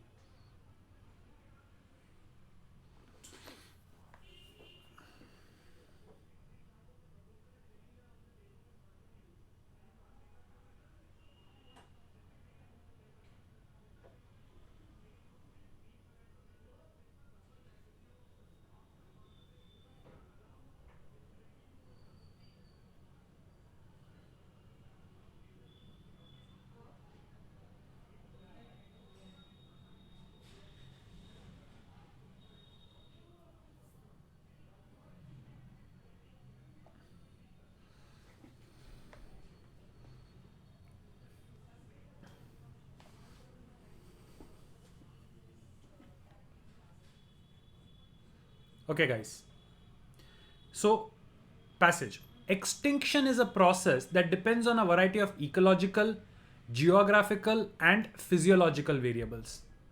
And these variables affect different species of organisms in different ways and should therefore yield a random pattern of extinction. Right? अलग अलग species को ये चीज़ें अलग अलग तरीके से affect करती हैं. So, इनका एक्सटिंक्शन जो होता है उसमें जो पैटर्न दिखता है वो भी अलग होना चाहिए. However, the fossil record shows that extinction occurs in a surprisingly definite pattern with many species vanishing at the same time. अगर अलग ecology, geography and physiological variables के वजह से स्पीशीज अलग अलग अफेक्ट होती हैं, लेकिन एक्सटिंक्शन में हमको पैटर्न दिखता है, then what could be the conclusion guys? अगर हम ये मानते हैं कि ecological, geographical and physiological variables affect species extinction, then तो their pattern will be random. But the pattern is actually not random, which means there must be some other reason which is commonly extincting the species. Are you following my logic? जो reason for extinction mention किया है वो तो species को अलग अलग तरीके से अफेक्ट करता है. So if they are actually the genuine reason for extinction, so we should see different patterns. But when we actually look at the pattern of extinction, they are very similar, they are very common. So that means that the reasons which have been mentioned as the reason for extinction are not necessarily the correct reason. That means there must be some other cause. Keeping that in mind, let's take a look at the options. First one, major episodes of extinction can result from widespread environmental disturbances that affect numerous different species. This option clearly tells you that there is another external factor which is affecting different species at the same time. So this actually gives you a reason of how another common factor can exist which can affect, and because of which you are seeing the common pattern. So A potentially can be my answer. A potentially can be my answer. But still, I'll take a look at the other options. B, certain extinction episodes selectively affect organisms with particular set of characteristics unique to their species. ये कहता है कि कुछ ऐसे episodes हैं जो unique हैं. तो ये तो पैसेज के अगेंस्ट है. I need to prove why pattern is same. This is saying the pattern is different. Totally useless option. Some species become extinct because of accumulated gradual changes in environment. ठीक है, but does it really tell me the common reason of a common pattern among multiple species? No, not exactly very useful. So eliminated. D, in geologically recent time for which there is no fossil record. इसके आगे तो पढ़ूंगा ही नहीं. The entire passage is analysis of the fossil record. तो मैं ये no fossil record की कहानी क्यों बीच में लेके आ रहा हूं? D, totally useless. Species that are widely dispersed are least likely to become extinct. भाई अगर वो एक्सटिंक्ट नहीं होने वाले, how does it help me in identifying the pattern of extinction? ये तो टोटली बाहर का है. So A, the only option which makes a lot of sense. Are we all together on this? Guys, did we get this?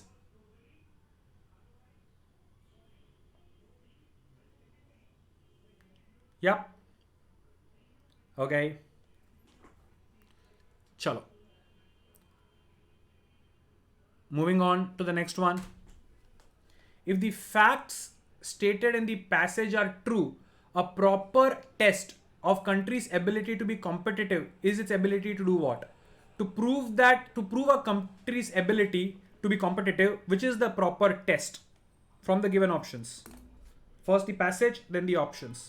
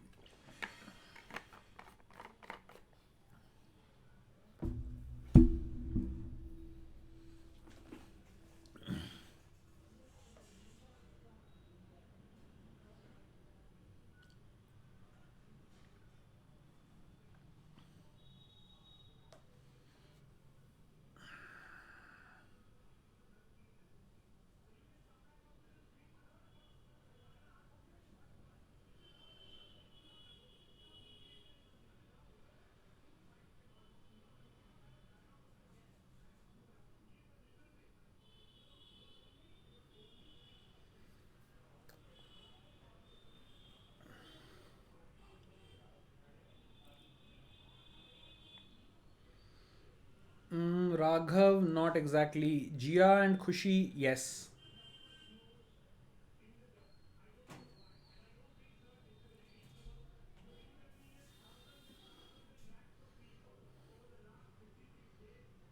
Yes, Raghav. Now you got it. Varnika no, Khushbu no, Shaurya no. Technically बहुत simple है. Even if you don't understand all the terms, don't worry about it. पहली बार passage पढ़ने में लगता है अरे यार ये सारे कॉमर्स के टर्म्स हैं, इकोनॉमिक्स के टर्म्स हैं, हमको तो ये सब आता ही नहीं है, कैसे सॉल्व करेंगे. लेकिन अगर लॉजिकली देखो, you don't even need to understand what they mean. Very simple, you apply logic and you will be able to crack it. यहाँ पे you don't need to understand the terms, you only need to understand, you need to read what is written and think. The meaning of the words are not important.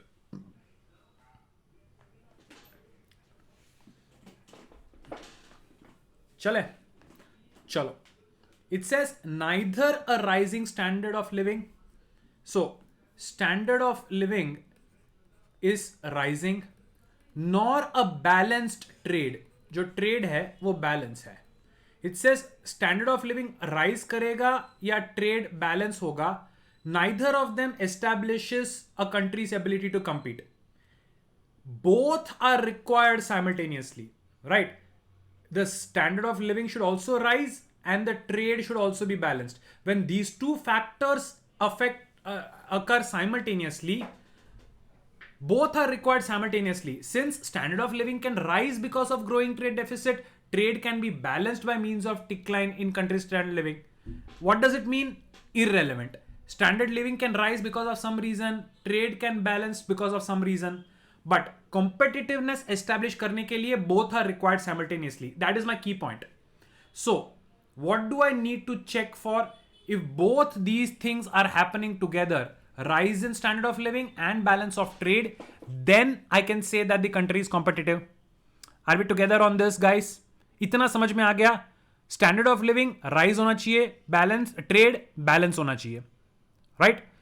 If the facts stated in the passage are true, then the proper test will be what? Okay, A says balance the trade while standard of living rises. Correct. Rising standard of living, balance of trade, ये दोनों चीजें साथ में check करनी पड़ेंगी. True. But let's take a look at the other option. Balanced trade while standard of living falls. No. Standard of living falling is not a test of competitiveness. So eliminated. Increase trade deficits. No. Trade has to be balanced. It's not about increase. Similarly, it's not about decrease. So, trade deficit के balance होना जरूरी है. So B C D eliminated.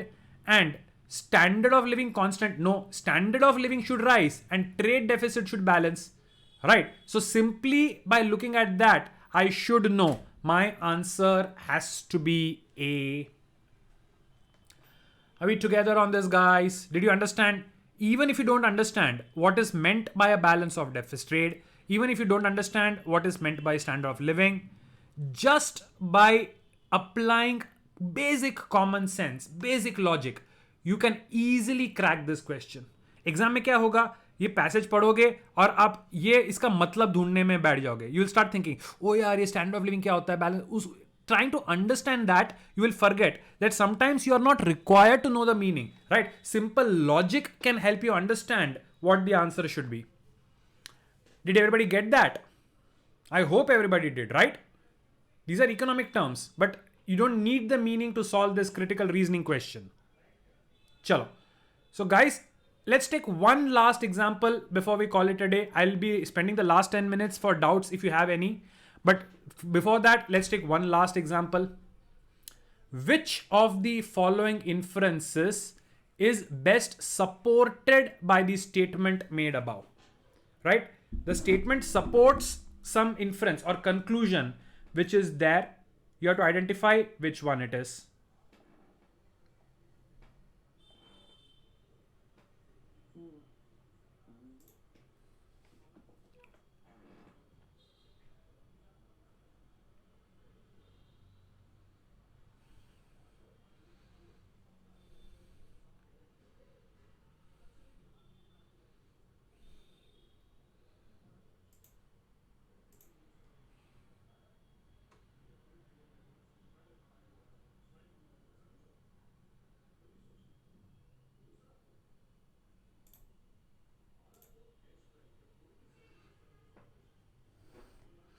Very good. Sakshi, Jia, Varnika all got it right.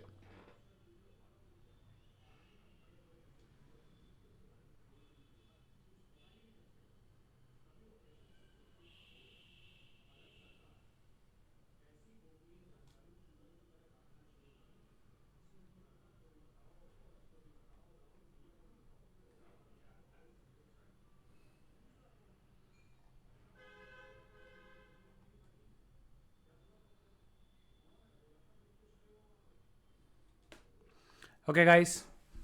It says rural household have more purchasing power than do urban or suburban households at the same income level. So we know that on one side of the comparison, we are talking about rural households, and on the other hand, urban and suburban are together. Now, the income for both, how much money they earn, is the same. Since some of the income urban and suburban households use for food and shelter can be used by rural household for other needs. So if I read the entire thing together, what it means, although they are earning the same amount of money, the rural people are able to buy more things. Why? Because all the money that the urban and suburban people are spending on food and shelter, from that, the rural people are able to use it to spend on other things. Although the total money that they have is the same, the rural people are able to spend some of the money on other things, which the urban and suburban people are not able to do. Keeping this in mind, what are you inferring here? Chalo. The average rural household includes more people than urban or suburban. But if there are more people, then the rural will not be able to purchase more things, right? क्योंकि खाना खरीदने में इनका पैसा खर्च हो जाएगा. So by having more people, it does not tell me how they are able to spend money on other things. So A is useless. Rural households have lower food and housing cost than urban or suburban. Excellent. If the income is same, but rural people have to spend less money for food and housing, then obviously they will save some money which can be used elsewhere.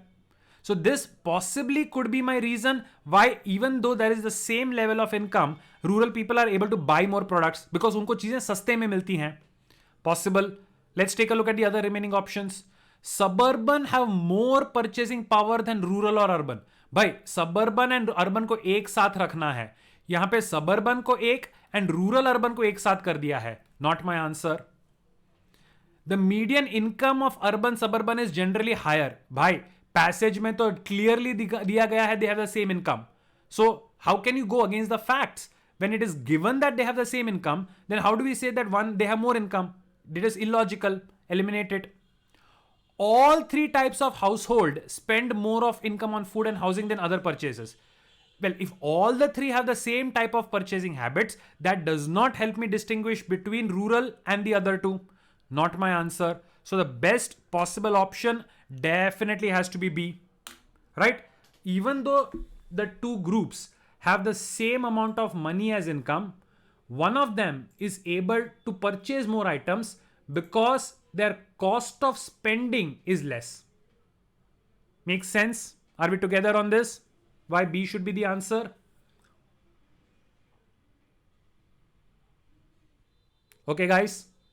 So the homework, you have a book of verbal reasoning, right? In reasoning, there are two books. One is analytical and the second is verbal or critical. I believe chapter exercise 9 is where such questions begin, right? I'm starting from the final chapter, which is passage-based reasoning. Chapter 9 includes such questions. In fact, some of the questions that we did today are from the same chapter. So your assignment for the week is to do the questions from chapter 9.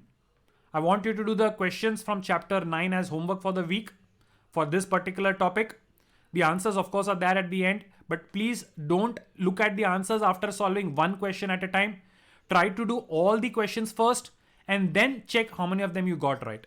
Because practicing for entrance exams is not just about getting the answer right, but also time. अगर एक एक question को आप check करते जाओगे तो you will not be able to build speed.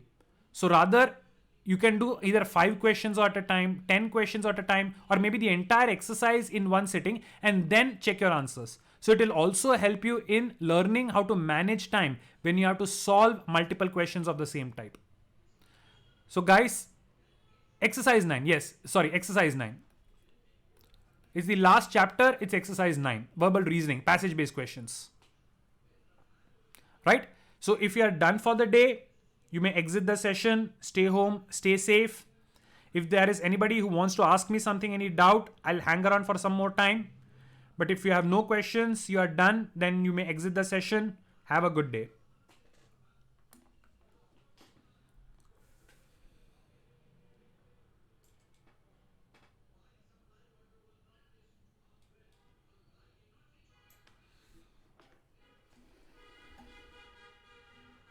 Mehak, I have purposely not assigned TCY password so far. I want you